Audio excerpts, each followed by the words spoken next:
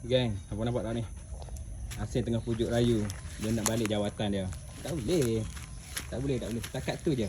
Tak boleh. Gitu je. Asin tak payah tunjuk bakat lah apa semua, tak boleh dah. Jawatan Asin sebagai tukar kebun je. Nah? Tukar kebun saja Asin. Yang lain tak boleh. Faham? Tak boleh dah. Tak. Ni bakat macam ni abang tak mau dah. Yang ni masa mula-mula interview dulu betul. So sekarang ni abang tak mau dah bakat ni. Nah. Tak mau. Tak boleh. Kecuali kalau video sing ni cecah sejuta, okey abang akan pertimbangkan. Nah? Okey, faham tak? Pasti kena minta tolong dengan follower Asing ni.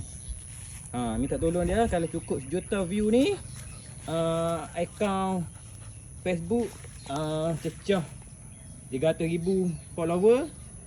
Okey, saya akan dapat balik follower apa? Jawatan Asing tu, nah? Okey, tak mau. Okey, saya nah.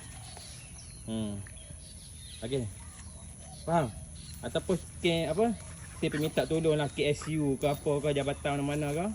Pokok abang terima balik Okey Yang Asin kan tengah tunjuk bakat dia nak balik jawatan dia. Okey